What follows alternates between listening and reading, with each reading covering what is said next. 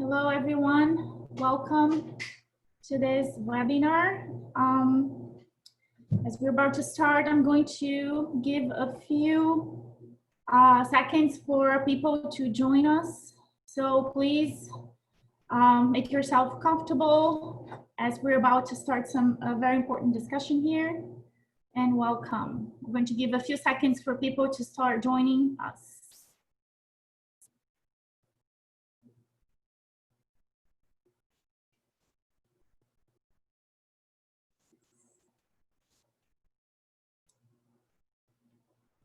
All right, welcome. So good morning, everyone. Welcome to this virtual roundtable. My name is Isabella Araújo, and I am part of the demand reduction team of OAS CICAD. I am very pleased to be here with you today to have another important discussion on the issue of alcohol use in the context of the current COVID-19 pandemic. Thank you for joining this conversation and for being here with us. So as part of our agenda today, we will start with an opening ceremony, and we will invite Dr. Farah Rutia, our Secretary for Multidimensional Security of the OAS, Ambassador Adam Nam, our Executive Secretary of CICAD OAS, Mr. Michael Tucker, Executive Director of the National Council on Drug Abuse, Jamaica, and Ms. Jimena Kalowski, Demand Reduction Unit Chief of CICAD OAS. So following the opening ceremony, we will invite and welcome our experts and panelists of today, Ms. Maria Hines, Chief of the Inter-American Observatory on Drugs of CICAD OAS, Dr. Anselm Hennis, Director of the Non-Communicable Diseases and Mental Health Department at the Pan-American Health Organization, PAHO, and Dr. Maricel Monteiro, Senior Advisor on Alcohol and Substance Use, also at PAHO. So once our experts are finished with the presentations, we'll have a Q&A session. So please send us your comments and questions in the comment box in the bottom of your screen. We'll attempt to answer as many questions as possible within the time frame of this roundtable. As we're about to start, I want to say welcome once again, and I hope that you will enjoy and benefit from the information that our experts will share with us here today. So let's start now, and I would like to invite and welcome Secretary Rutia to deliver her opening remarks. Thank you very much, Isabella. Good morning. It is a pleasure to be with you today as we continue our series of webinars on relevant topics during the COVID-19 pandemic. As Secretary for Multidimensional Security, I know it is vital to continue assisting OAS members states during the unprecedented time. Regarding the drug problem, it is more important than ever to provide support as member states seek to ensure the health and well-being of their populations. According to the OAS CICAD report on drug use in the Americas 2019, the prevalence of alcohol use is higher than that of any drug throughout the hemisphere. The report also shows that alcohol is unique in that it is one of the only psychoactive substances that is consumed at levels that are close to equal by boys and girls in secondary schools. Finally, the report also tells us that while the prevalence of alcohol use has remained stable or even decreased over time in high school students in most countries with trend data, the proportion of students who report high-risk drinking, such as binge drinking, remains the same. While the World Health Organization has indicated that any amount of alcohol use can have negative effects on health, binge drinking and other forms of frequent and heavy use weaken the immune system and reduce the ability to cope with infectious disease, including COVID-19. Heavy drinking also increases the risk of alcohol dependence and other negative health effects in the long term. Alcohol consumption can intensify fear, anxiety, or depression, especially for those isolated from society during the pandemic. and should not be used as a means of coping with the stresses thrown on by the pandemic.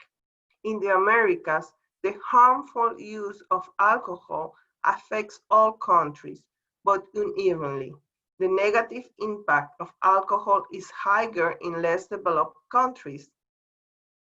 Worldwide, the Americas is the region with the second highest consumption rate of alcohol in the world after Europe. According to the Pan American Health Organization, in 2016, alcohol was responsible for 5.5% of all deaths in the Americas and 6.7% of total healthy life years lost. I am very grateful to Maria Hines, Dr. Anson Hennis, and Dr. Maristela Monteiro for the information they will share with us today, and to CICAD's Demand Reduction Unit led by Jimena Kalowski for organizing this webinar. Thank you all for joining us, and it's now my pleasure to give the floor to Ambassador Adam Nam, Executive Secretary of CICAD. Thank you very much. Thank you, Secretary Urrutia. Good morning to everybody out there. Thanks so much for being with us this morning. Pleasure to be with all of you, although virtually. Wish we could be together in person. Hope you, your families, and your colleagues are all well during these very strange times.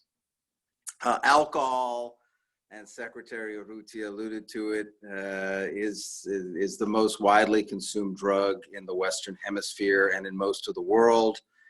And it's the drug that many or even most people don't recognize as a drug.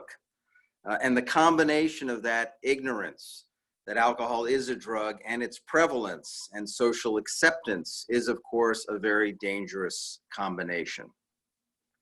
During the COVID-19 pandemic, most citizens of all of our countries are spending more time at home than usual, many with time on their hands and alcohol within easy reach. And with those working from home, free from the general prohibition on alcohol consumption in the workplace.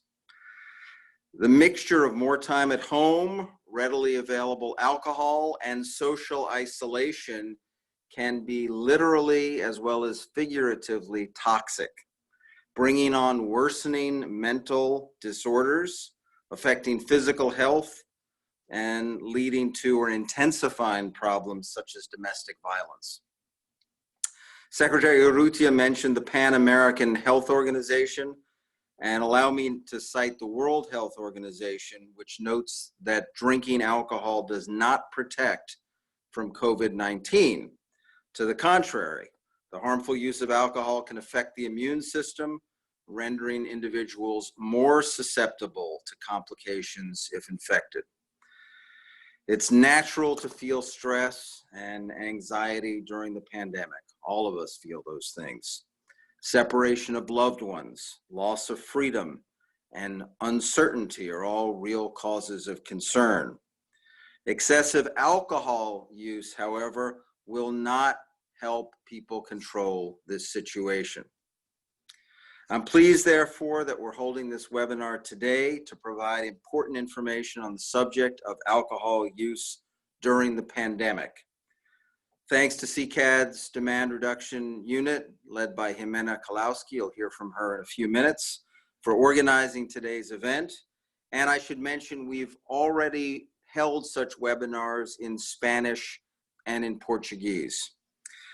I thank Maria Hines, Dr. Hennis, and Dr. Monteiro for agreeing to speak, and am now pleased to give the floor to Mr. Michael Tucker, Executive Director of Jamaica's National Council on Drug Use. Michael, the floor is yours.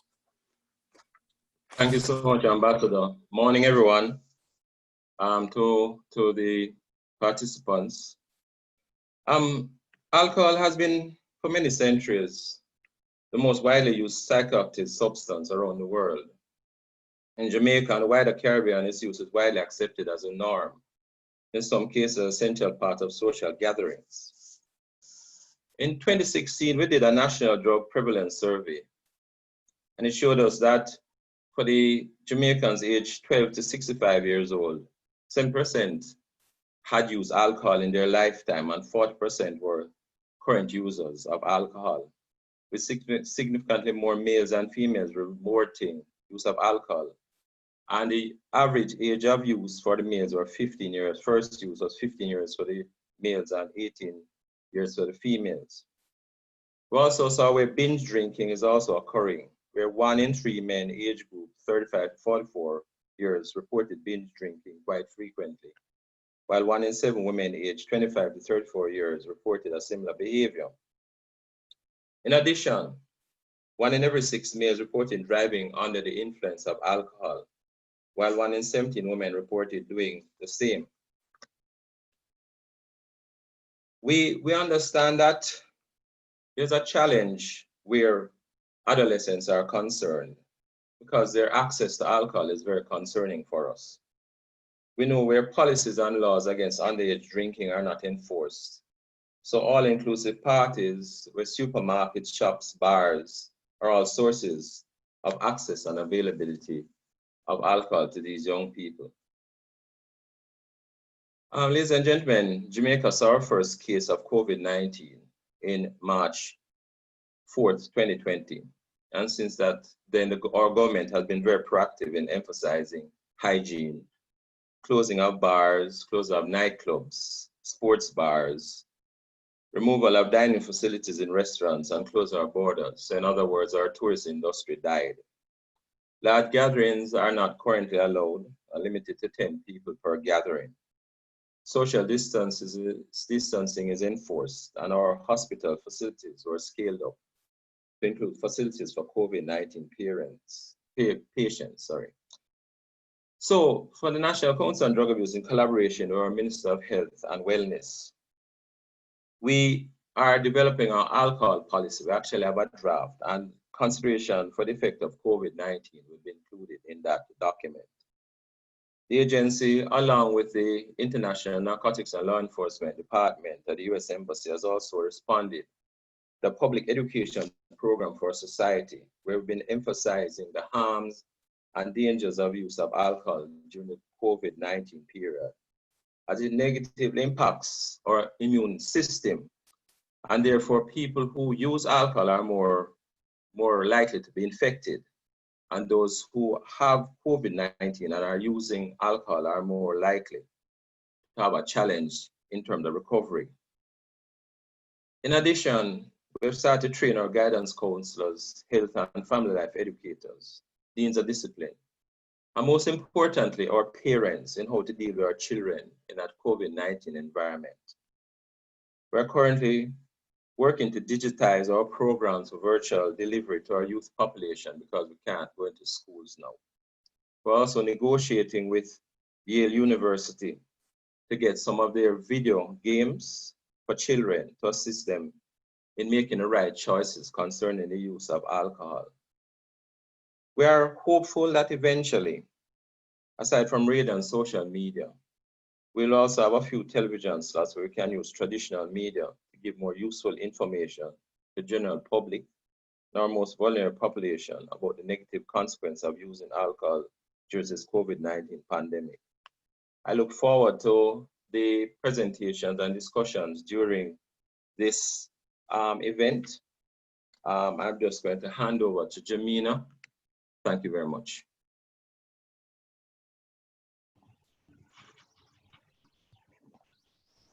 Thank you, Michael Tucker. Good morning, everyone. From the beginning of the pandemic, the Demand Reduction Unit set out to generate a space for reflection of the challenges ahead. That is why today we are presenting this webinar to discuss the problem of alcohol consumption. I would like to thank PAHO especially for this support in this initiative. I hope you enjoy it and that it will be of great use to all of you. Thank you very much to all my team that is working now behind the camera. Thank you. Isabella. Thank you very much, Jimena. Thank you, Secretary Urrutia, Ambassador Nam, and Mr. Tucker. We will now proceed to start the presentation. So I would like to invite Ms. Maria Hines, Chief of the Inter-American Observatory on Drugs of OAS CICAD, to present for us now. Maria, please, you have the floor. Thank you very much, Isabella. I will share my screen.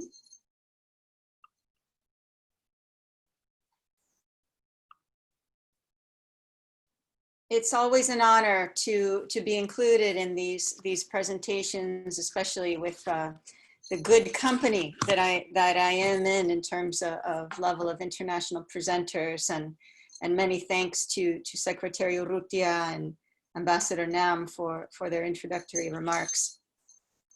So my presentation is about alcohol use in the hemisphere and the context of COVID-19. And I will show some of the data that we have from our drug report, our report on drug use in the Americas that was published in 2019, except that I'm not advancing, here we go. And from there, I'll try and put our findings in the context of COVID-19 and what it might mean for drug research. So the report that we published in March of last year showed 4 main areas relevant to hemispheric policy, specifically where it comes to alcohol use. One of the things that was important to draw attention to are the trends in drug use, especially in secondary school students. Alcohol use in the past 30 days, although is stable or even declining in some countries, it's important to think about what this means in terms of problematic drinking. Not all declines mean everything has been fixed, and we'll talk about that. Drug use by sex, as Secretary Urrutia mentioned in her presentation this morning, is that alcohol is unique in that it's one of the few drugs where you see consistently, particularly in the young people in the high school population, that there are similar rates among males and females, and in fact, in many countries, slightly higher rates of use among females. We can also see that our youngest age group, which for us are the 8th graders, alcohol use has not really declined. So we continue to have early onset of use. And the important thing there is that we need to think about, for prevention, if we're really going to be serious about prevention, we need to think about slowing the rates of new use and slowing the age of onset of use. And that refers specifically in epidemiology terms to the incidence, the new users. And when we think about that in the context of COVID, of new cases, I'll explain a little bit about why that is important. So what you see in graph 1.1 right here, this is the past month prevalence of alcohol use in the general population by country, and it's sorted by sub-region. And in the general population, we can see consistently every country that provides data has measurable levels of use and relatively high levels.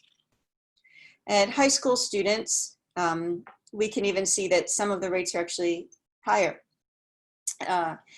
And what's important when we think about our rates of use is what is happening with that use over time.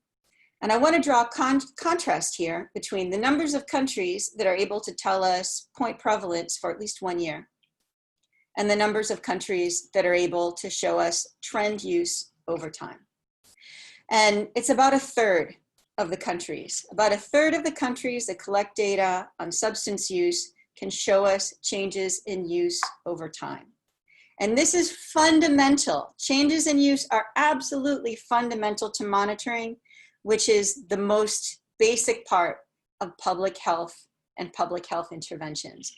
If we cannot show how our cases are doing, if we cannot show how our conducts are changing, we cannot show if there have been any changes or due to our prevention efforts or our treatment efforts.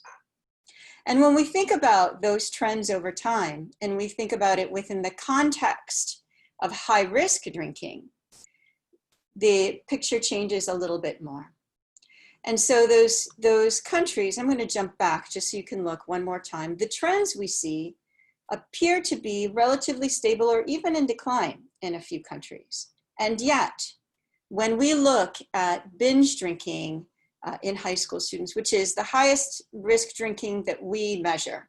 And that refers to 5 drinks or more on a single occasion. It's about half of all kids who use alcohol within the past month. And that has not changed. That proportion has not changed. So even if we are seeing declines in prevalence of use, we are not seeing declines in some of the highest risk behaviors associated with alcohol use. So let's put alcohol use and risk behaviors within the context of COVID.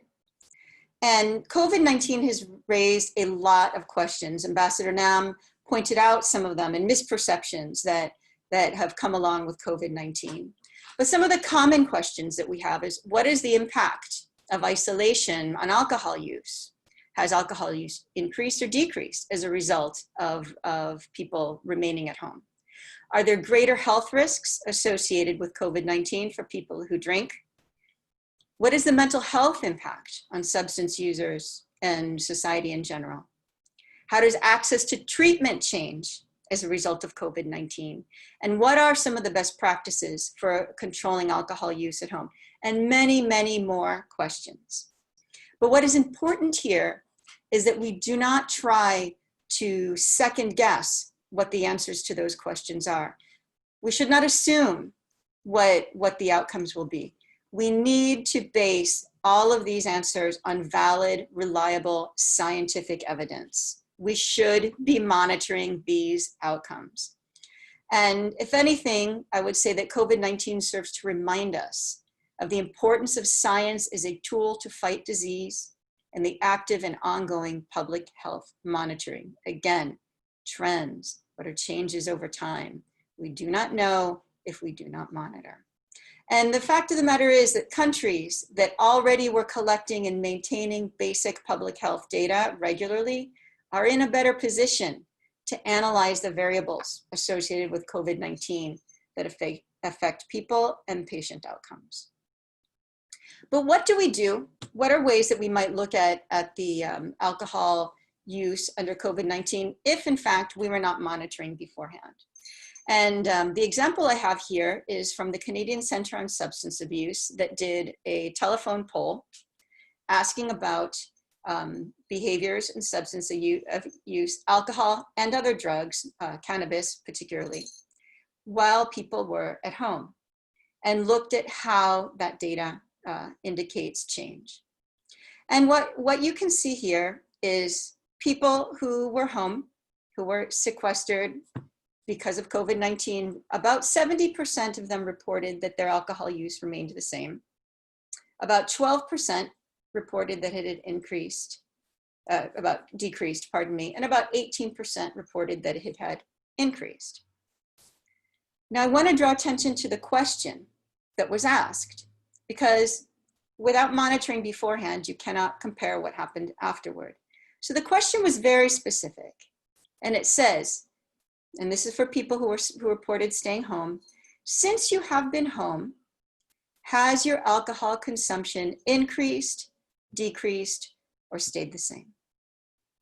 And the question and how it is phrased is key. The question is not asking about prevalence. It's not telling us about prevalence. It's asking about behaviors and behaviors within a certain context. And so what that tells us is that 70% of people believe that their consumption remained about the same. 12% believed that their consumption decreased.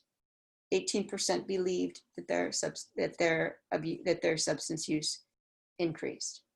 Again, it's not prevalence, but yet it is a very useful indicator for how people's behaviors might have changed. And there are other ways that we can look at this. The majority of data that researchers would normally use to examine the relationship between substance use and risk of contracting the disease or complications associated with the disease can be found in hospitalization and clinical data. That is something that should be available in any country in the world.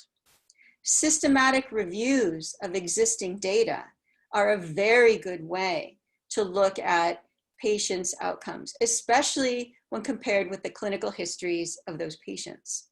There is data available. It's about how we look at it, how we measure, and how we interpret that data. And countries might consider doing studies to follow up patients post-COVID-19 as well, and seeing how they do over time, given what their histories were beforehand, their clinical histories. And finally, monitoring vulnerable populations is another area where we might look at, particularly populations that have been accessing treatment or tried to access treatment. Often these populations are easy to get when you're looking at particularly treatment centers. And how you can collect that data and look at those patients' outcomes and their experiences can be very important to policy.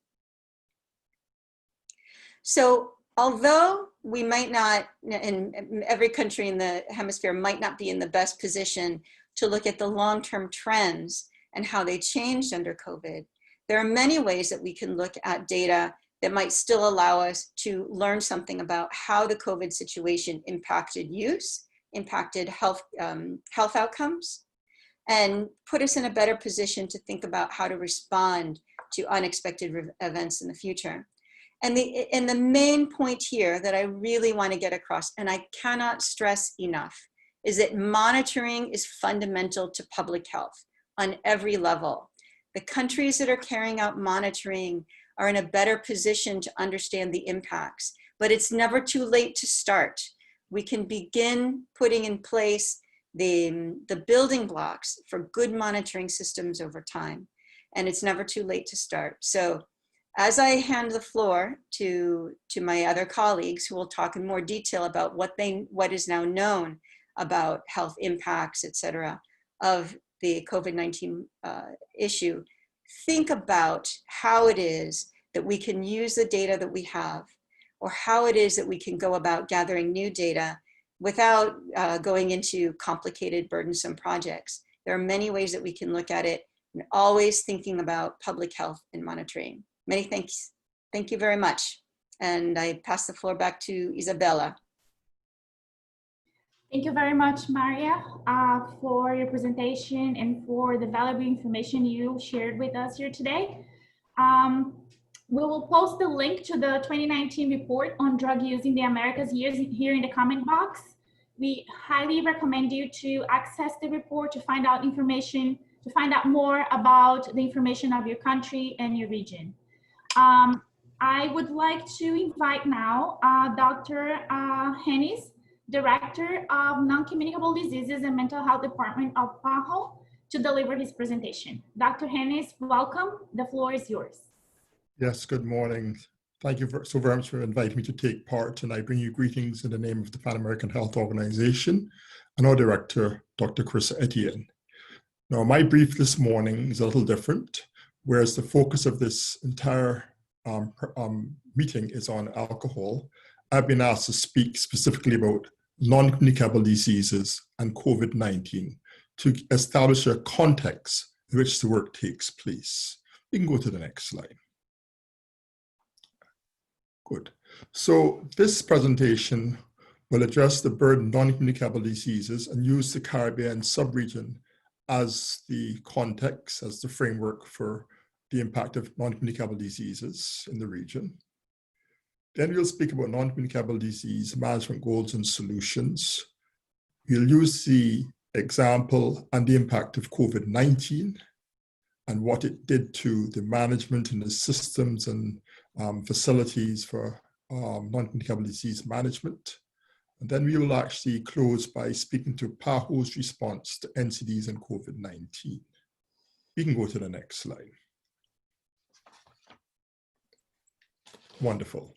Now, there are lots of data, lots of information, and therefore, rather than try to show you all the detail, because there's a lot of information to get through, I will actually direct you to two publications that I think are useful references for much of what I'm going to say. And it's going to be non-communicable disease mortality and risk factor prevalence in the Americas, NCDs at a glance, and the link is at the bottom of that particular publication in the navy blue. And then non-communicable diseases in the region of the Americas, facts and figures. And again, the link is at the bottom of the document. And these were two monographs produced by our department. Let's go on to the next slide.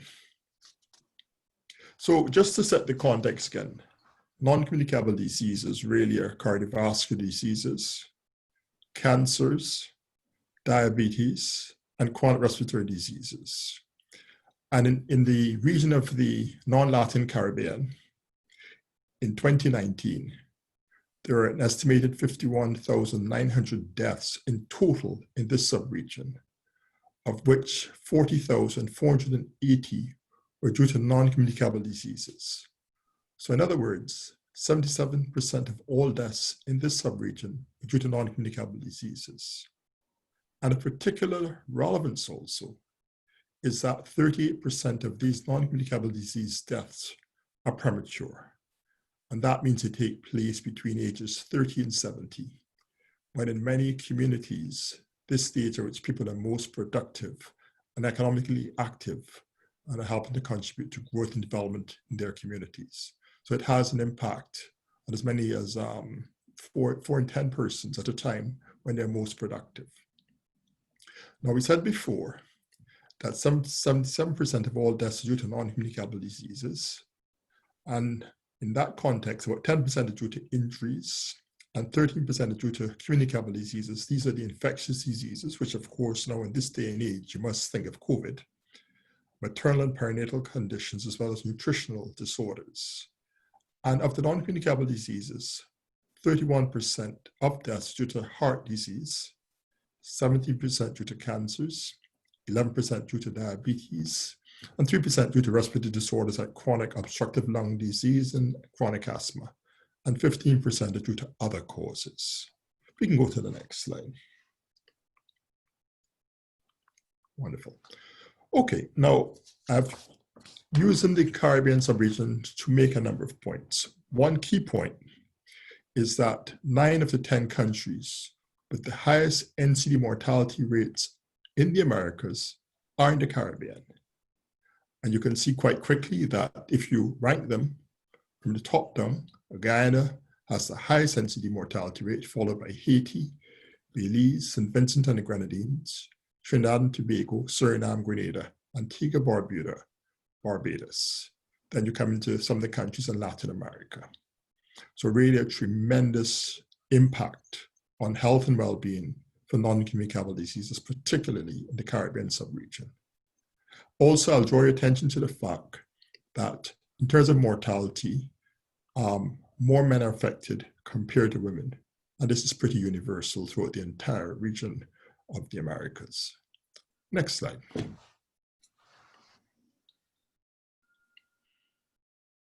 Now, this slide speaks to elevated fasting blood glucose or risk of diabetes. Now, the prevalence of diabetes in the Americas is 8.5%. So in other words, 99% of all persons in the Americas has diabetes. Again, the prevalence is highest in the Caribbean countries, approaching nearly 12%. 9 of the 10 countries with the highest prevalence in the Americas of diabetes are in the Caribbean, unfortunately. And these include Bermuda, St. Kitts, Nevis, St. Lucia, Puerto Rico, Belize, Bahamas, in terms of the top 5 or 6 countries. Of note, however, in contrast to mortality, women are affected more than men. Next slide.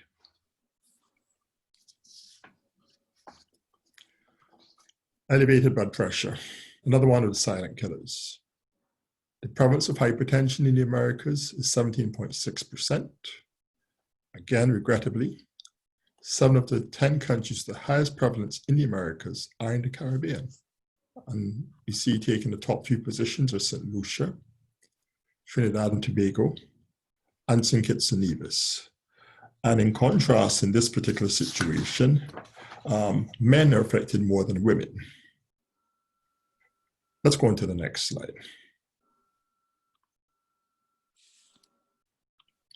So the structure that we find ourselves in regarding health systems are a number of crises.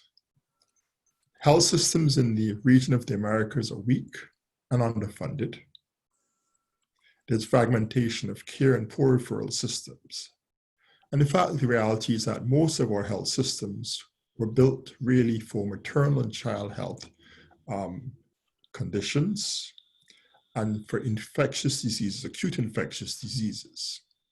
The challenge of non-communicable diseases are that, of course, they are chronic, and then it requires repeated contact with the health system for care and for acute illnesses over the life course. So in contrast to the way that health systems are often structured for acute illnesses, which either resolve or not, chronic diseases basically continue to exist in those who are affected, and it requires continued contact. And our health systems were never really structured to manage these situations effectively. They're also therefore resulting in gaps in capacity of care and gaps in quality of care. Patients are often unaware of their disease, and as I said before, I mentioned silent killers of hypertension. And 50% of people with diabetes often are not aware of their disease for the first 7 years of their illness. So there's lack of awareness, there's inadequate treatment, and there's inadequate information about self-management and self-care.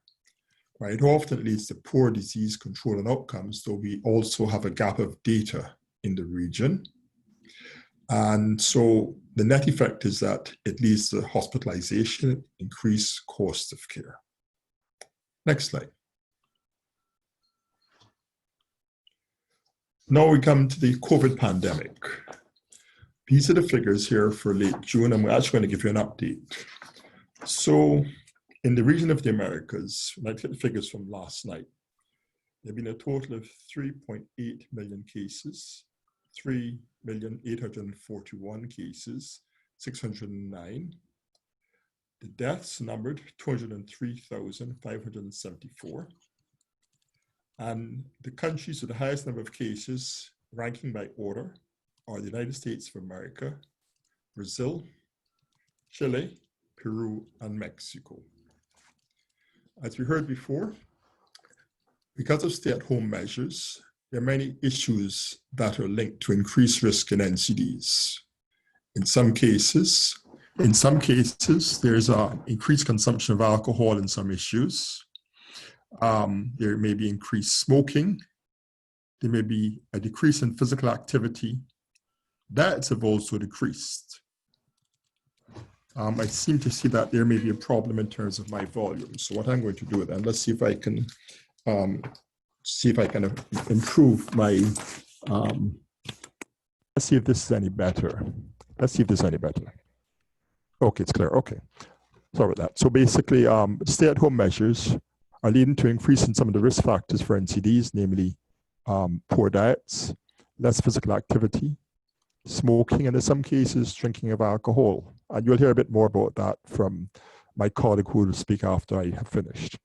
There have been disruptions in the provision of healthcare services, including closures of some of the services, in addition to which fewer attending facilities has resulted in reduced elective clinic visits, low access to dialysis, reduced cancer care, and delays in high priority treatments for patients with NCDs. So in other words, some patients are at higher risk of complications and deaths from diseases we know how to treat. And in fact, now there's a lot of issues in terms of mortality, which has increased, which might be due to the fact that patients are not seeking care. Let's go on to the next slide.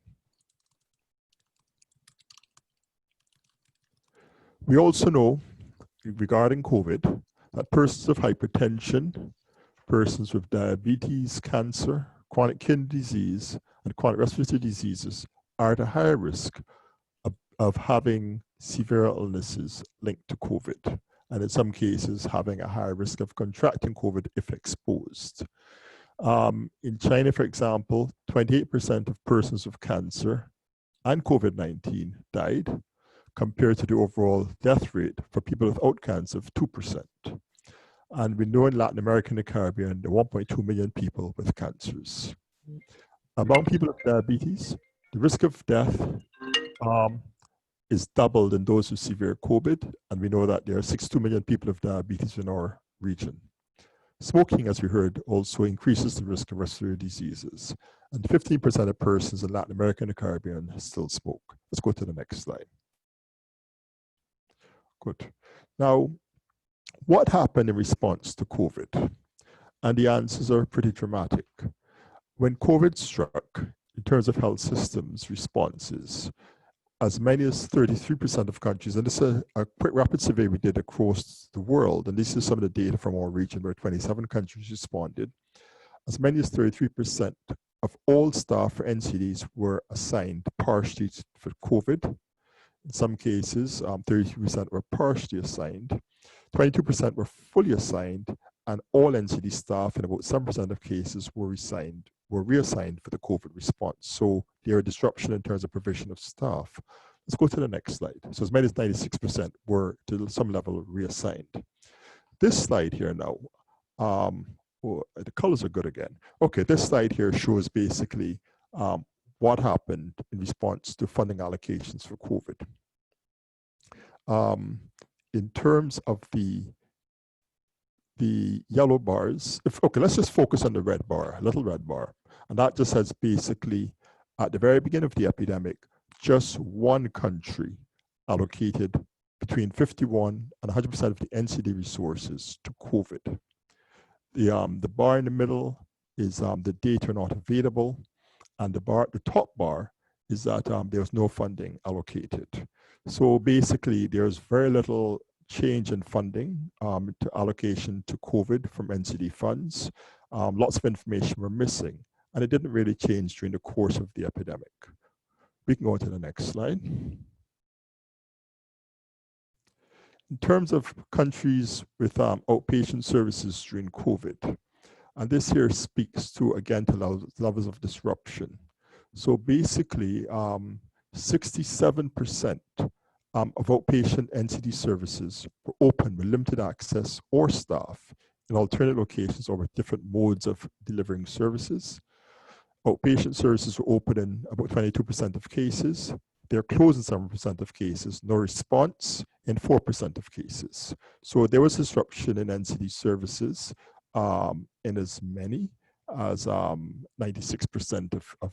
of the region where we had responses to different levels in terms of the impact. So significant disruption. Next slide, please. Good. In terms of NCD activities that were postponed, what it was impacted most of all was implementation of NCD surveys for data gathering. Public screening programs for NCDs at the population level were also disrupted in about 44% of the countries. The WHO Hearts technical package. Now the Hearts project is a way of strengthening delivery of cardiovascular care and hypertension control at the primary healthcare level. And we saw disruptions in as many as a third of the countries that responded to us. Communication campaigns for NCDs were disrupted in about a quarter of cases, sorry. And other issues in terms of strengthening primary health care were also disrupted. So NCDs really were impacted significantly as a result of COVID in terms of postponement of activities. Next slide, please. Now, what is needed and what is PAHO doing? Clearly, prevention and management of NCDs and risk factors have to be part of the COVID response.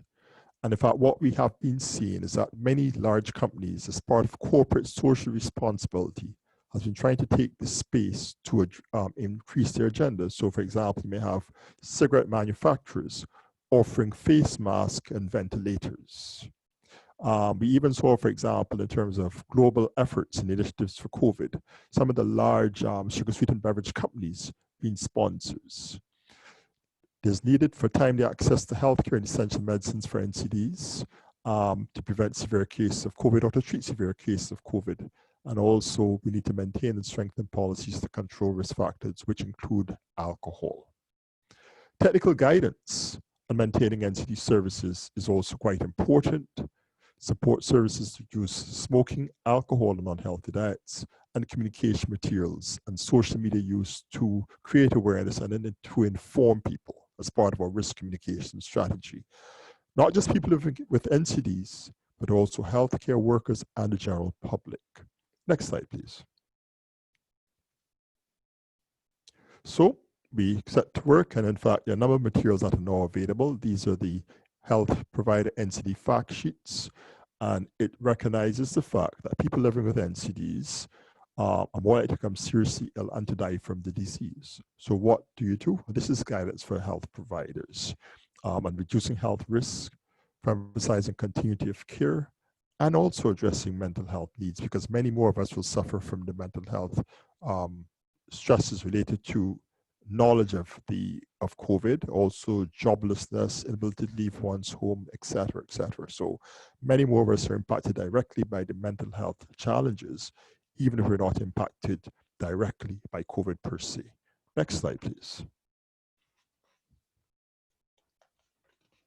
There are other materials, fact sheets in the public, in terms of information on what increases COVID-19 risks, tips to reduce such risk, and in terms of advice in managing conditions during COVID-19 conditions like diabetes, hypertension, asthma, and so forth, because self-care becomes more important as services have been disrupted. Next slide. Also, another issue which is important, domestic violence. There have been increases in domestic violence. And a lot of this is anecdotal, and we're in the process of collecting data. So it's just like stress, alcohol use, drug use, disruption of social networks, decreased access to services exacerbates this problem. And therefore, these guidance documents are providing evidence and guidance for governments, health providers, the community, and of course, women who tend to be victims to a large extent in this case. Next slide. So basically, all countries are attempting to continue to adapt and preserve health services to provide continuous care for persons living with non-communicable diseases. But they are disruptions. This is very, very definite. And these will likely have an impact on outcomes for populations which are particularly at risk, the vulnerable populations. It's important to ensure that NCDs are included in national COVID-19 response plans.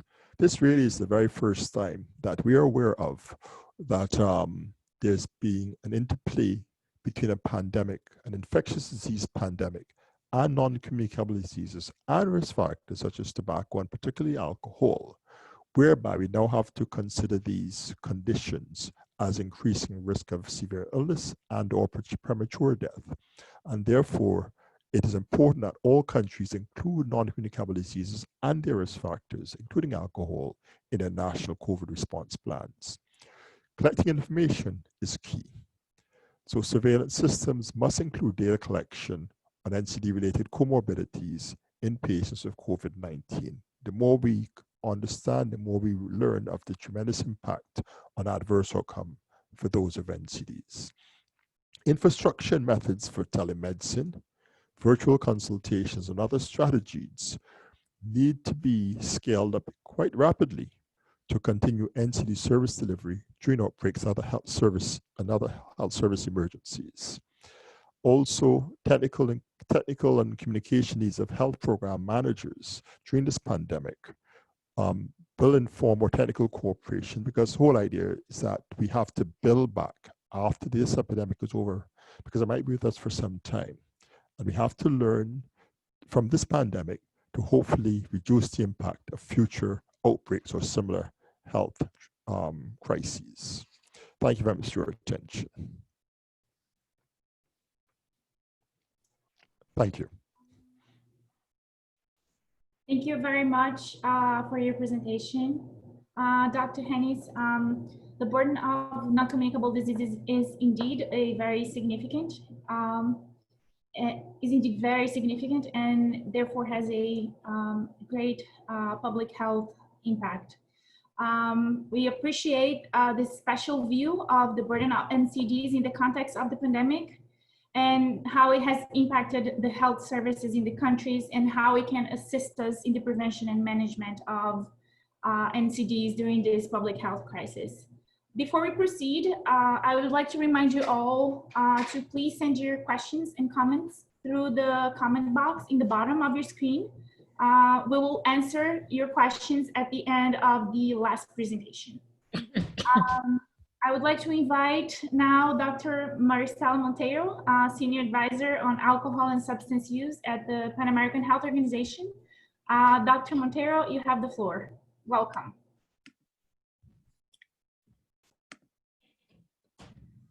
Thank you very much. And welcome to everyone who is still holding and there to listen to me. I'll just start the presentation and we'll complement the previous talks that you have seen or heard. Okay, next please.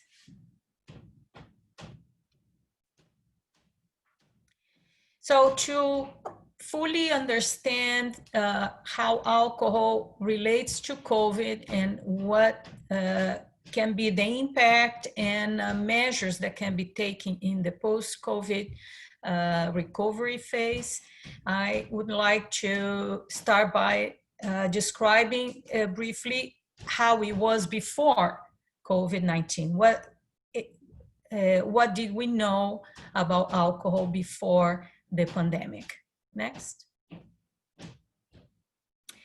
First, that alcohol is the cause of many diseases and conditions. According to the WHO, over 230 ICD-10 diagnostic codes are linked to alcohol.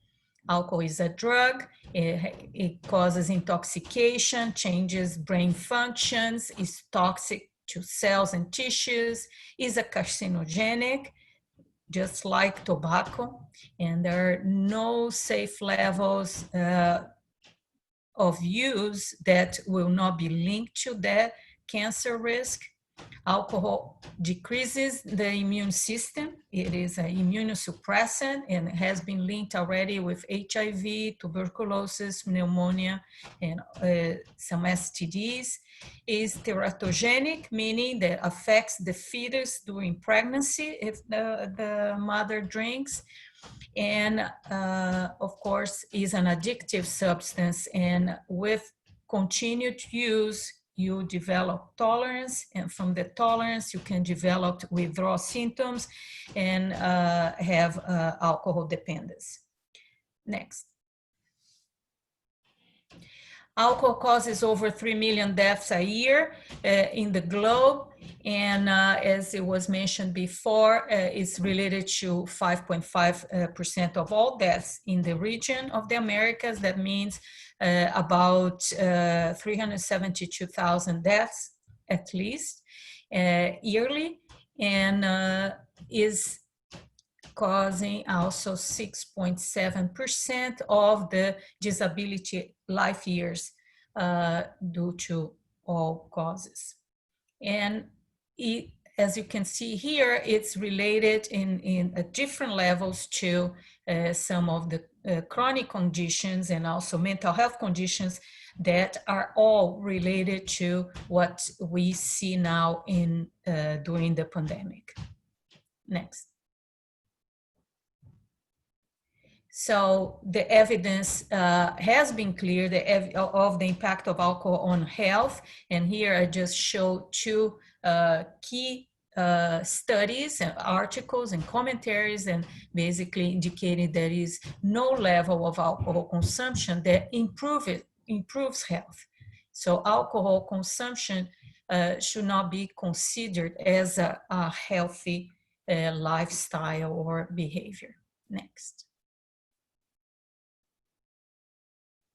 And we know that it has a very large impact, a social, economic impact on various governments and societies in developing and developed countries.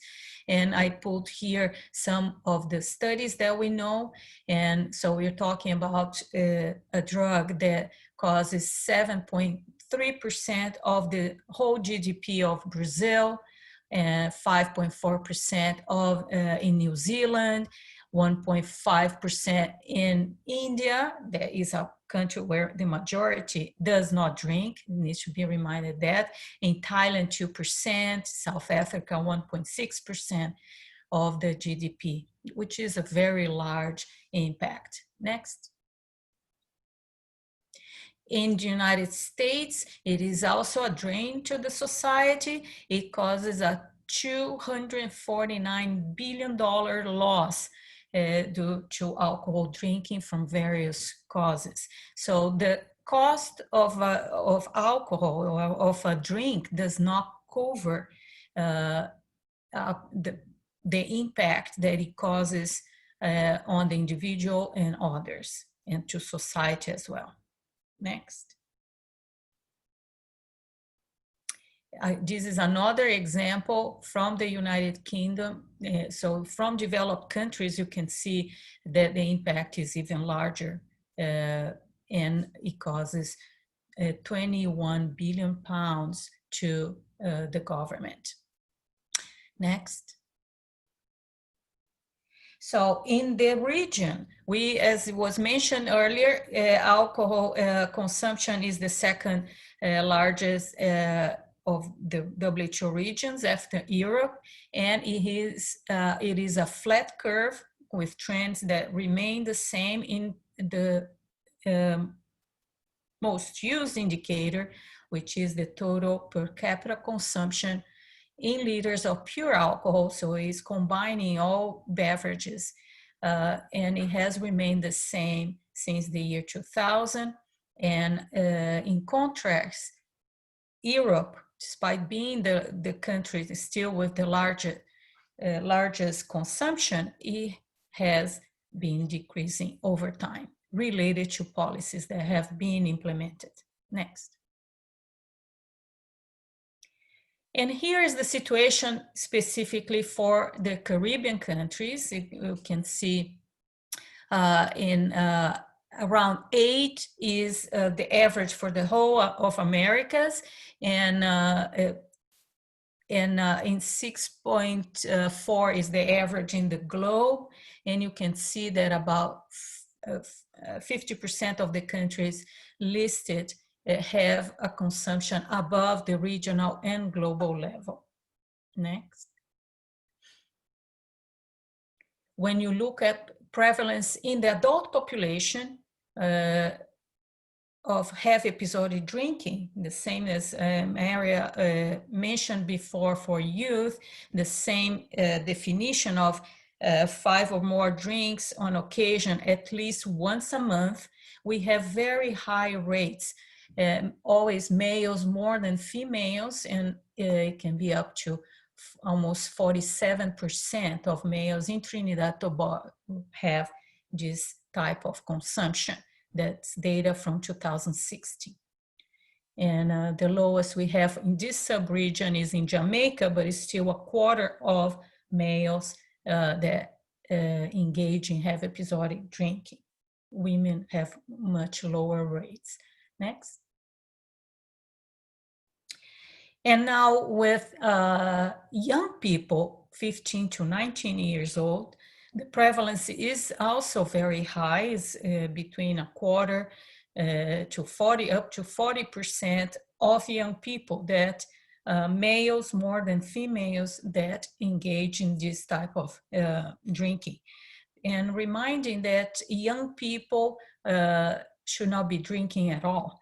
The brain development goes up to the age of 25, and even low levels of alcohol consumption can affect brain development, cognition, and kids who drink even small amounts have, on average, less educational achievement than others that do not drink. Next. And here is, in terms of alcohol use disorders, the prevalence is also significant, more males than females. These include 2 ICD-10 diagnoses, the harmful alcohol consumption. That means those who have problems but do not meet criteria for alcohol dependence, and those with alcohol dependence, the full diagnostic definition. Next. And here is a much less known but very significant problem. Because of its impact in a lifetime, it is incurable. It is the effect of alcohol on the fetus. And these are estimated prevalences of FAS, is fetal alcohol syndrome, which is the most severe form of the fetal alcohol spectrum disorders that we have estimated for every country in Latin America and the Caribbean using the year 2012. As you can see, Caribbean countries are among the highest estimated prevalence of these problems. They are not detected, and people are not aware of the impact on during pregnancy. Women and many times healthcare providers, they are not diagnosed, these kids, and they fall behind as they grow. Next. So with this picture, what has changed with the COVID response? As it was mentioned by several here before me, the physical distance and social gathering have been reduced or limited. Closures of bars, restaurants, nightclubs, schools, universities, sports events, cultural events. And so all this relate to alcohol because alcohol consumption is a social behavior that is usually done in public. And that has been reduced, certainly. Next. So what you could see, both an increase in consumption due to the stressors like the fear, anxiety, boredom, and social isolation, an increase in free time in the home. But also there were significant reductions in the availability and affordability, and because of unemployment, lack of income, and reductions in public drinking. So the overall scenario at the public health level, at the national level, is still evolving, but it is expected that per capita consumption will have been decreased, but certain problems are expected to have increased, and in the longer term, in particular, they will be detected, such as alcohol use disorders, dependence levels, and acutely levels of violence. Next.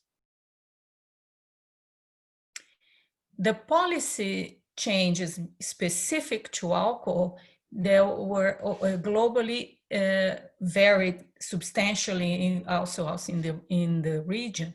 There was a range from a total prohibition in some countries towards those who consider alcohol sales as an essential service. And but there were also measures in between.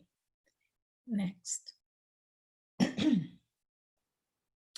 In practice, so alcohol moved from the public to the private domain.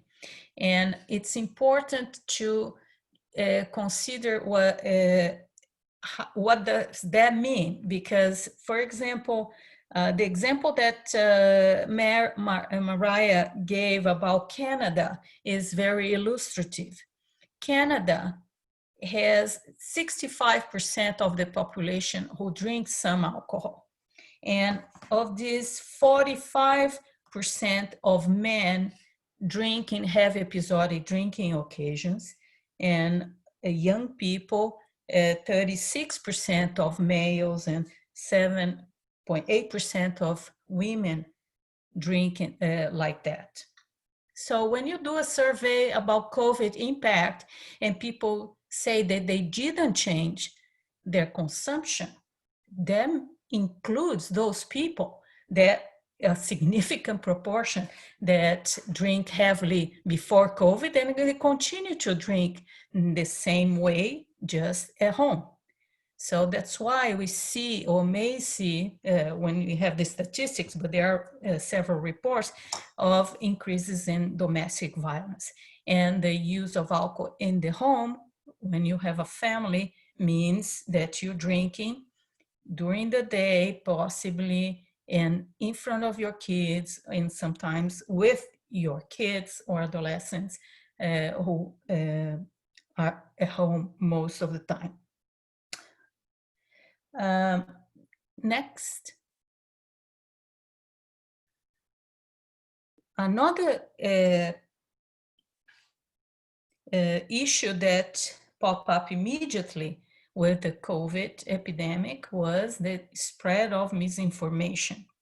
And that led to very significant problems.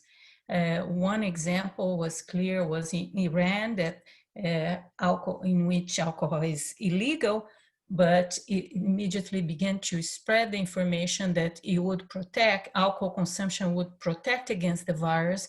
People could only access illicit alcohol, and that was contaminated with methanol, leading to hundreds of deaths. But in countries in our region as well, this began to pop up, especially related to the low cost of illicit alcohol and the fact that it is not regulated, there is no enforcement of what is going on. So the sales increased and people begin to die or have very significant problems from contaminated alcohol. So it's important also, even without contamination, people begin to drink the hand sanitizers or use alcohol, believe that strong alcohol could protect against the virus, and these are not true. It's very important to continue to spread good information and not misinformation. And just last night, I heard in the US exactly this type of news that people using the sanitizers and drinking and using them improperly. We produced fact sheets about that, and that are online and in various languages. Next. And as the pandemic continues, what we see is that the expenditures on alcohol can worsen the financial situation of families, of individuals. We know the impact, the economic impact already has been great and will continue if the economy doesn't go back to normal. So spending on alcohol right now can take away many essential goods for the family and the individuals. The home consumption becomes normalized during the day, during working hours, or in front of the kids, or serving as example for kids. And even many saying that they take alcohol to go to sleep. However, this is a misperception of the effects of alcohol, because even though alcohol is a depressant and you can fall asleep, the pattern of sleep is not normal and you don't rest as when you don't drink alcohol. So especially the REM type of sleep is affected, and you get more irritable the next day, and that adds to the stress already that people go through. The domestic violence already mentioned here, and also to cope with mental health problems and symptoms, they're ongoing, is not a good combination with alcohol consumption. Alcohol does not improve those symptoms. On the contrary, not only is alcohol is a depressant, but it's also anxiety provoking and increases anxiety and aggression. The regular use of alcohol leads to tolerance, and that leads to an increased risk of dependence and doing the rates of NCDs are linked to hypertension increases with alcohol consumption, diabetes with excessive alcohol consumption, not with low levels, but if people are increasing, and alcohol is very caloric as well, it's not good when you're managing diabetes. And during pregnancy, women can be putting their fetus at risk without even knowing, because most women, when they get pregnant, they don't know, and they might be continuing to drink and put their fetus at risk. Also, all types of e-commerce, online marketing, delivery systems have for alcoholic beverages have developed, and it is now and will be, what happened to my presentation? They will continue to be promoted, especially by the alcohol industry. Can my presentation be back? I don't see it any longer.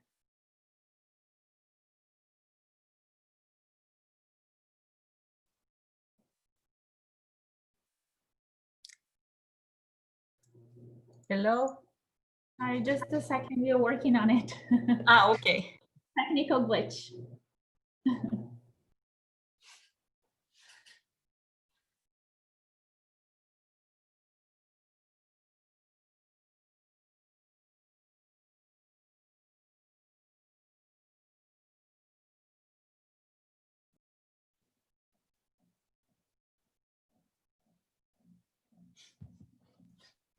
We're working on it. Sorry for the glitch.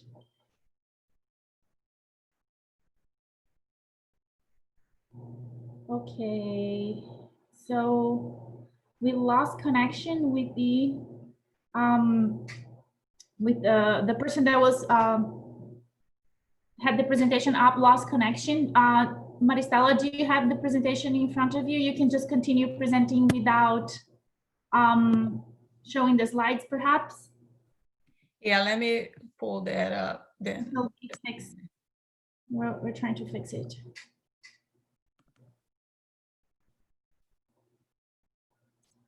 Or if you have it and want to try to share it on the screen. Yeah, let me, and just a minute, go back to the same slide here.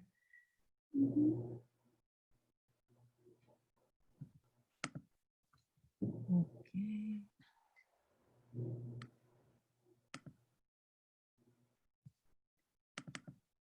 Can you all see? Yes. Oh, great.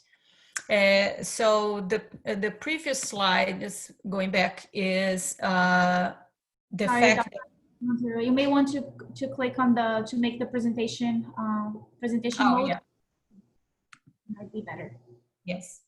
There you go. Thank you. Well, as I was saying, what it has really developed during this period is alternative forms of marketing and of sales of alcohol, with home deliveries and online marketing through social media.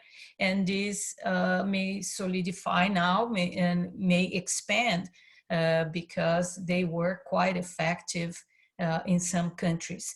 And in discussions that we have had with economic operators, this indeed is one of their plans. Price reductions, tax reductions to the producers may lead to increased affordability of alcohol and continue to affect the population, because as prices go down, consumption goes up and harms go up again. Globally, it is expected that it will be reduced because large countries in particular have prohibited alcohol altogether for some time, and the economic losses also will affect certainly the affordability of alcohol in many countries. Next. sorry, it's me now. So for alcohol use disorders, is important to think about, they are also a chronic condition, and the needs of these patients need to be considered. Access to treatment and recovery has also been disrupted, but it is very important to keep them open to the extent possible, and even online, or expanded, or make provisions to see these patients. Reminding people that alcohol dependence is the most common of all addictions, and people in recovery need connections, need the support. Social isolation will be and is known to be a trigger to relapse. So if we want people to stay in recovery, we need to provide connections to them and the support. People who may decide to stop drinking now, and they will need also support for their recovery. The abstinence can be managed from home if guided by a health professional, and if the person has tried that before, one can know if there is a risk and how big is the risk of a syndrome that will be severe and not safe to be managed at home. But more than half, I would say, a majority of people could manage that anxiety. Sometimes it may need a medication, but with other techniques and with support of mental health professionals, they can be done from home. And they also can learn if to reduce their drinking. People who are drinking at risky levels can decide to reduce using this time for that, and they can learn to recognize and understand their beliefs, the situations that put them at risk to want to drink and drink excessively when they cannot stop, and this can help them to identify alternative behaviors, lifestyles, and things that they can do, from physical, going for a walk, to deep breaths, or talking to somebody, to avoid using alcohol to control their emotions. And of course, it is important to begin to think from now on how to scale up the training of health professionals, making available online tools, not only for training, but then later for patients and for contact with those patients. We need to inform and raise the awareness of the public about these misconceptions, the myths around alcohol. And we have produced fact sheets that are available online and can be used for awareness campaigns, messages through radio, TV, etc., newspapers, whatever means, or even through the phone, of course. And here are some of the messages that we promote on avoiding and reducing, minimizing the intake of alcohol to the extent possible. There are many reasons not to use alcohol already, and especially during COVID-19. Next. Alcohol industry activities was also mentioned here, have increased tremendously during the pandemic through corporate social responsibility activities. Some converted the breweries or distilleries to produce hand sanitizers and for healthcare workers, for hospitals, etc. But they often were branded. So what they're selling is their logo, their brand to people, probably expecting a return of this investment later on. Several donated to various organizations, and but they're also promoting discounts in supermarkets, and also for bulk sales to increase sales of alcohol. They all have created sites where like open for takeout, so people can know where the closest to where they live, they can find alcohol to buy. They are launching initiatives to help young people with scholarships, for example, or to pay their loans. And with that, they promote their brand and loyalty to what they sell. Home deliveries also were made way more efficient, and you see calls for that online, especially on social media, to get your cold beer at your doorsteps in an hour or less, etc. And the online parties, happy hours, not only done by individuals, but is sponsored by the alcohol industry with famous characters or people, can be that drink at home and people watch. But we have solutions as well. We have, in 2010, the WHO adopted, all member states adopted the global strategy to reduce the harmful use of alcohol with 10 policy areas for action. And these were turned into a technical package that has the acronym SAFER, and I think is very useful during these times, that focuses on the 5 most cost-effective policies of the global strategy and can guide countries on what to do right now to implement effective policies to reduce consumption of alcohol. And the most cost-effective are those related to taxation, to reducing the physical availability of alcohol, and to enforcing bans or develop them, enact them to control advertising, sponsorship, and promotion of alcohol, meaning the marketing controls. These are the most cost-effective interventions. Especially the marketing control is the one that will affect, along with taxation, youth drinking, the initiation and escalation of drinking. But also we have screening brief interventions in primary care and drink driving that is not a population-based, it's a targeted intervention, but we know it is cost-effective. Reopening has brought back problems right back to where they were or higher.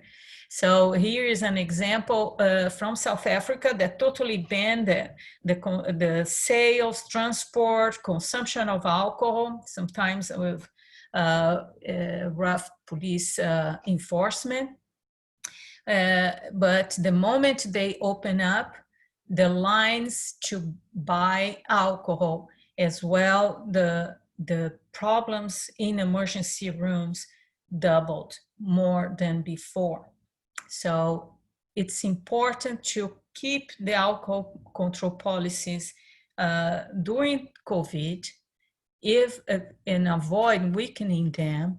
And as soon as plans start for recovery, to reassess them and look at what can be done better. We need to protect the policies from the alcohol industry interference and monitor, as well said by Mariah, what is going on, and protect the information that is accurate and not misled by the industry.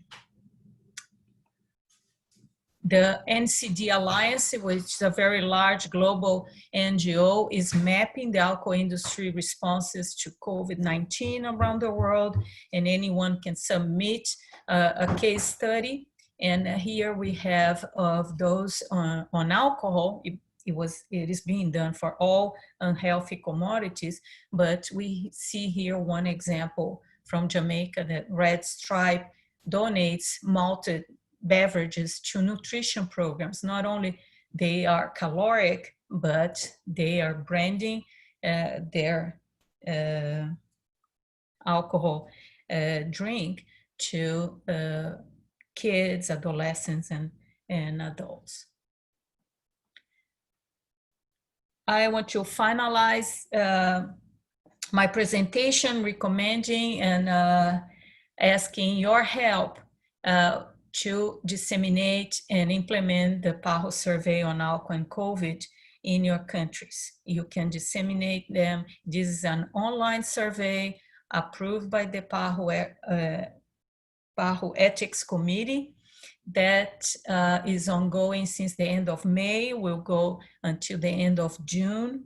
And we have already over 11,000 responses, and it doesn't cost anything to any government. We are planning to use volunteers and experts to help analyze data by country, but a minimum number of responses are needed by country to enable that. And we ask questions before COVID and during COVID. We ask questions in detail that will enable us to better understand, for example, levels of illicit alcohol consumption, levels of tourist consumption. As was well said, if there is no tourism, what we're capturing now, even though may not be generalizable, but will give us more information on what is the consumption of the country that is from the own population without tourists. What changes have happened before to now in all levels? Those people that didn't drink and continue not to drink, or may have it started, we don't know. People who drink excessively and continued, or decreased or increased. So it has more detailed questions that will enable us to verify changes in all levels of consumption. We ask about access to services before and now, and that can help in the planning in the recovery from COVID. And as was said before, knowledge is power, surveillance is needed, and this is very simple. It can be sent to anyone, can be put in your Facebooks, personal or institutional, in social media. It is available, and we really hope that you will increase the response rates of Caribbean countries. I'll give you my last slide that gives you of the 11,000 people who answered, not many were from the Caribbean. And you have this possibility now to work with us and help us provide data that you can use to better plan responses post-COVID. Thank you very much.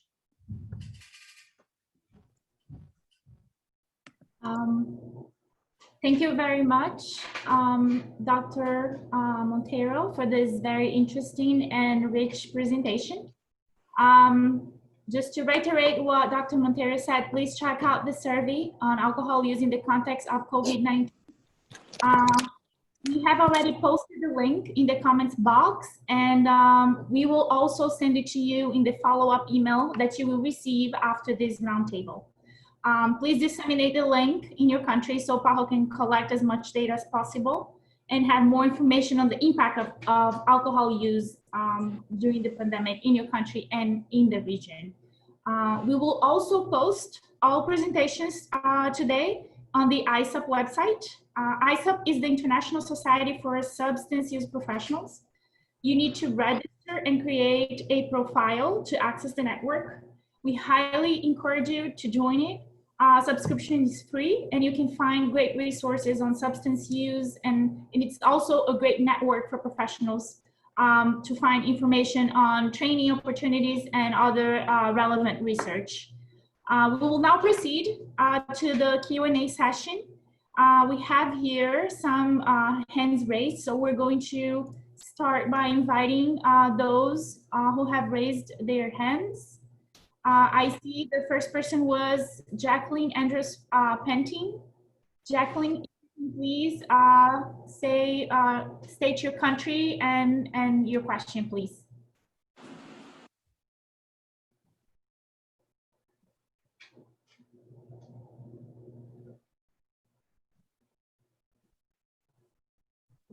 I am not sure if she's here, so I'm going to pass the floor to the second person that has the hand raised, which is Aisling Baird.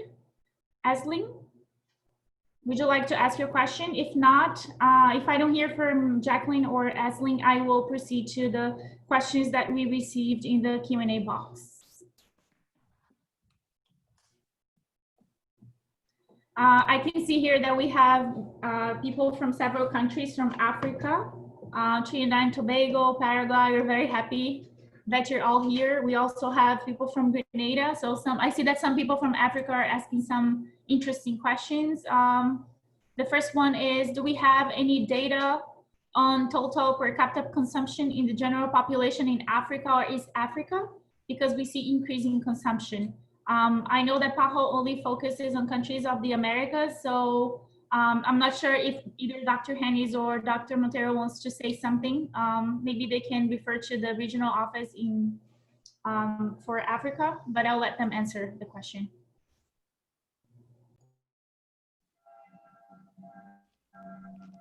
Yes, I think the answer would best come from our colleagues, regional office in Africa. I think we can actually give you their contact information, which you can share with your colleagues who are asking for help. So we can certainly do that. Yeah, the regional advisor there in Afro is Florence Bengana, and we'll be happy to send you her contact. Thank you, Dr. Hennis and Dr. Montero. Juliana Anake Igu from Nigeria is asking, given that there is more drinking at home now, how can we help, especially regards to domestic violence? Would any of you would like to answer? Mm-hmm. Well, we have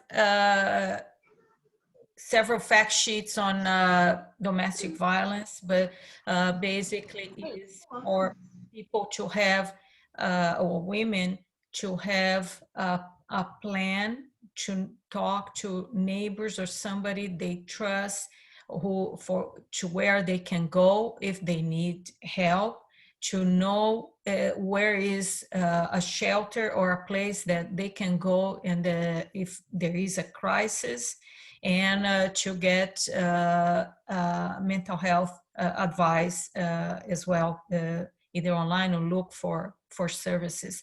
There are things that can be done, and the emergency plan is there very well laid out in the fact sheet, and it's what we are recommending right now to know who you can count on right now, and be ready, have a package if you need to leave, and organize yourself in this situation. It's just to support what you're saying, Maristella. This has been a problem and unintended consequence of people being sheltering in place for a long time period, with the news cycles, the joblessness, the rising unemployment. You know, it's been, for many people, found it very frustrating. They're drinking a lot more. You're in close quarters of people, which may create challenges over time. So yes, the anecdotal information and the evidence is that domestic violence is increasing, and women and children are those who are most vulnerable. We do have materials which we can, of course, make available to those participating on this call. But again, of course, it's having someone to relate to for support, finding out where you can go to shelter. And sheltering also has its own challenges in the time of COVID, because we've had to produce guidelines about safety measures for shelters for women who are subject to violence and abuse. So it's actually far more complex than it normally is. But certainly, one has to find ways to support those who are subject to violence, and it's not an easy issue. And then also those who may be aware, or those who they've reached out to for help, Again, have to be very careful in how they make contact, because quite often, because you're sheltering in place, the perpetrator of violence is also in the household. So it introduces many levels of complexity that we don't normally see. But we do have tools that we can share with the group here in terms of more information. Over. Thank you very much, Dr. Hennis and Dr. Montero. I see that there is a comment here asking for the link where the presentation and also the video for the recorded video for this webinar will be available. Don't worry, after this session, you will receive an email with the link for the survey and the link where for the ISAP website where all this information will be posted. We received a question via email, and I'm going to invite my colleague, Dr. Jose Luis Vasquez, to ask the question.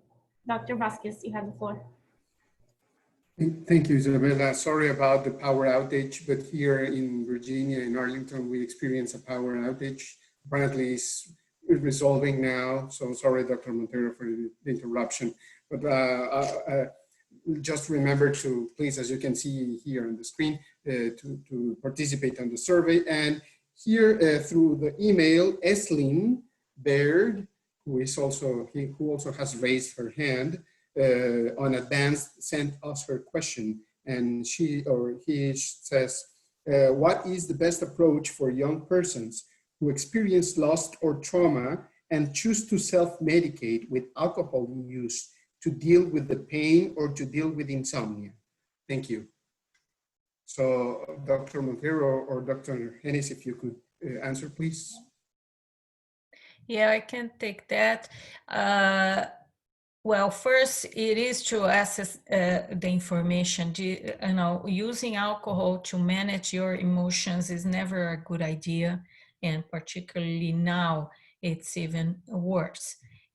So there are alternatives in the stress management and establishing a sleep routine and using other healthier choices and behaviors and to deal with your levels of stress or whatever you're feeling right now. In the area of mental health, there is a lot of materials that we have disseminated as well. If people need help, they can seek help online if it's available in their country. Of course, I don't know where the person is calling from, but go to reliable sources as well to seek self-help. And for example,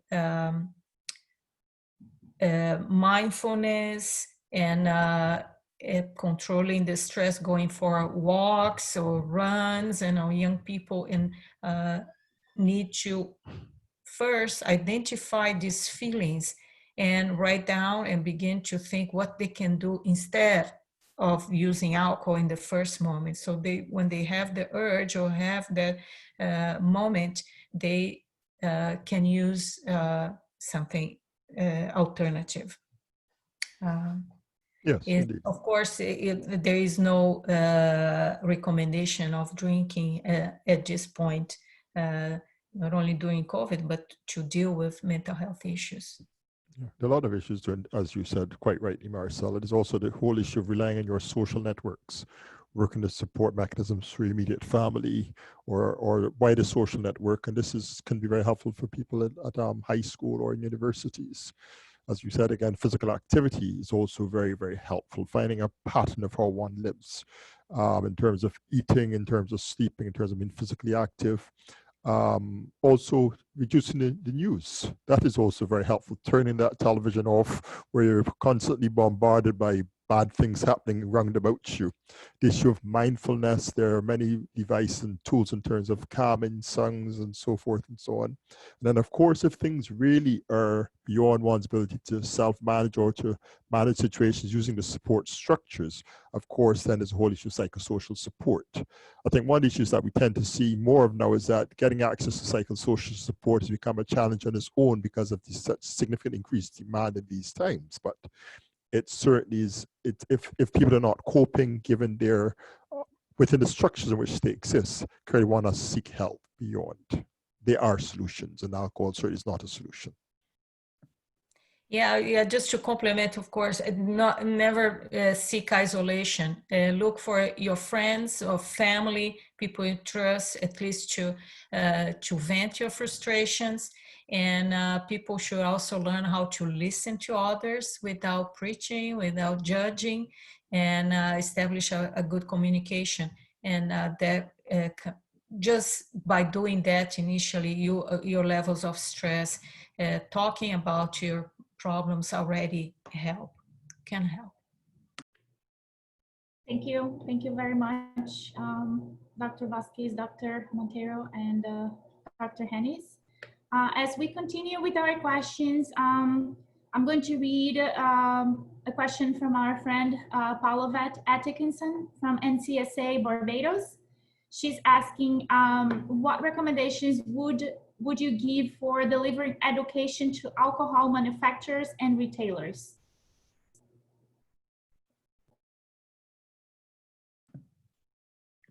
Well, that's a tricky question. It was, they think they can educate everyone.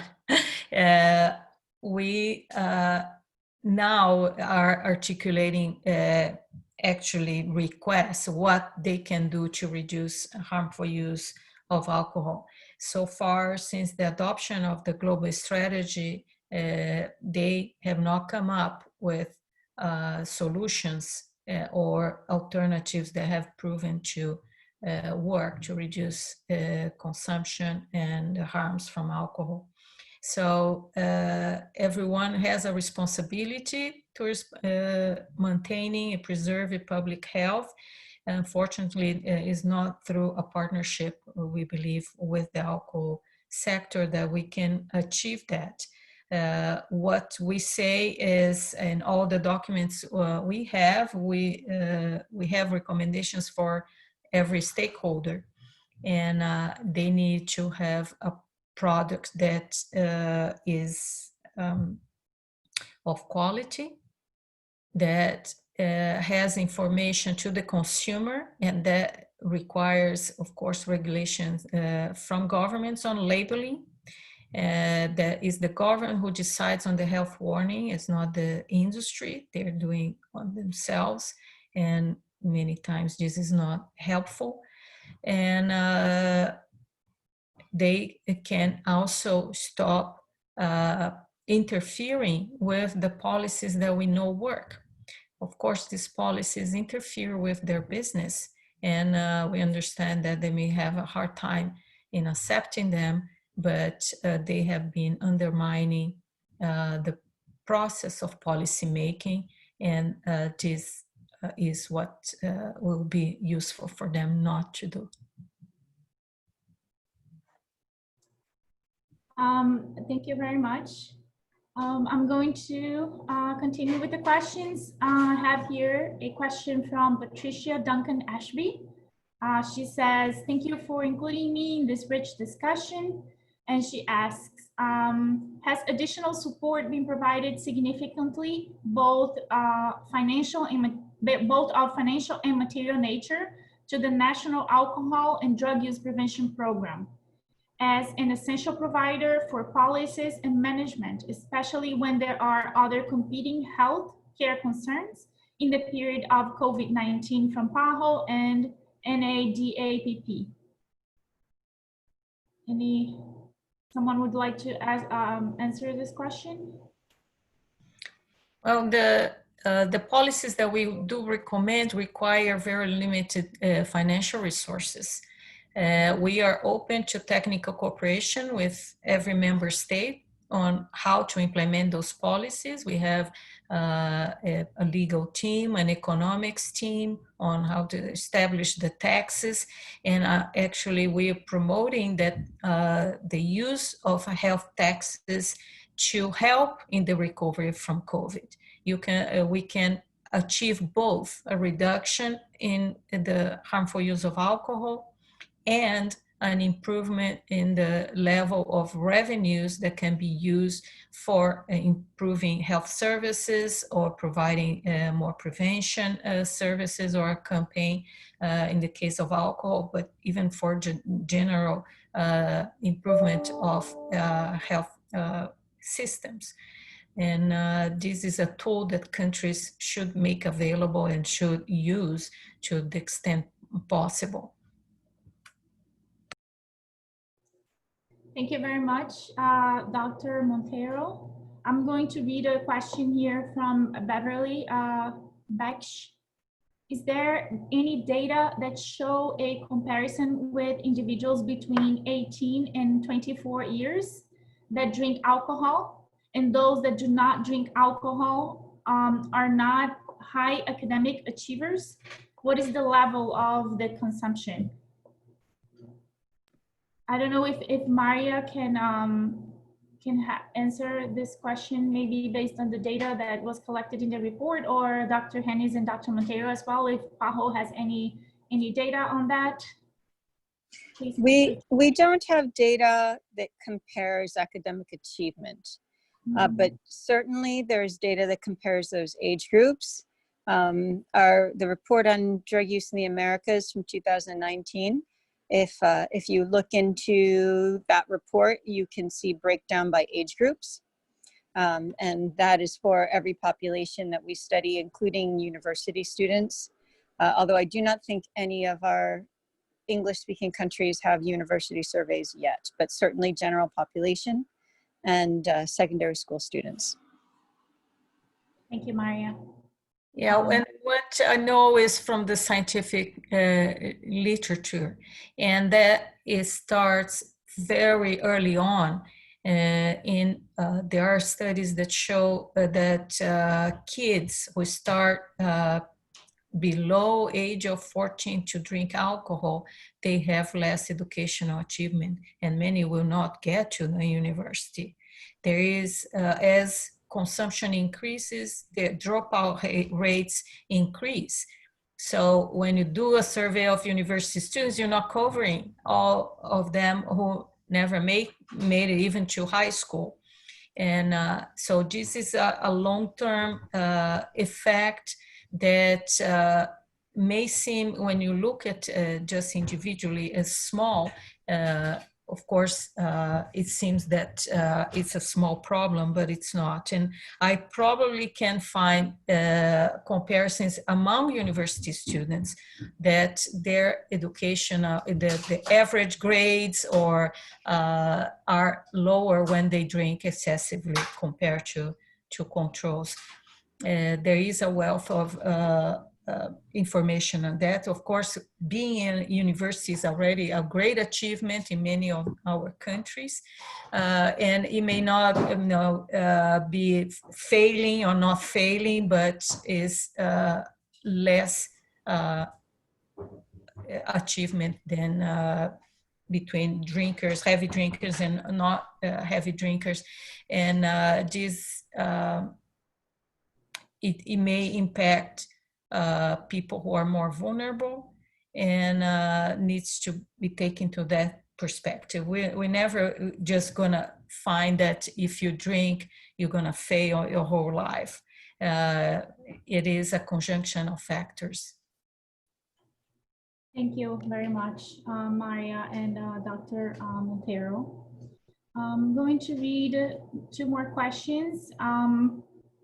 Are there any, from Billy Sterling Lewis, are there any survey instruments that we can access now and adapt if necessary to collect data on the alcohol use during the COVID lockdown and reopening stages? So if any of our panelists would like to answer. You have our survey. It's ongoing, and if you want to repeat the survey in a few months to know the longer term impact or how consumption got back to what level, if it continue to be up or not, you can repeat the same survey in 6 months if you want, and we'll be happy to share the survey. But use this opportunity now as the countries are opening and the time to get the information and recall how it was during COVID, it may be more difficult. And from there, you can do other repeats later.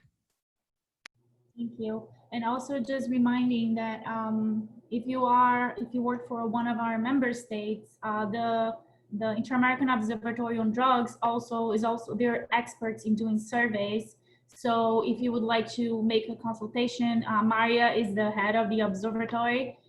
So she's an expert. You can reach out to us and make a consultation on what is the best way to apply a survey. So to make sure that you get all of the right information and you get the results that you're looking for. So the OID has been assisting member states implementing surveys for many, many years, and they have a lot of experience. So I just wanted to point that out.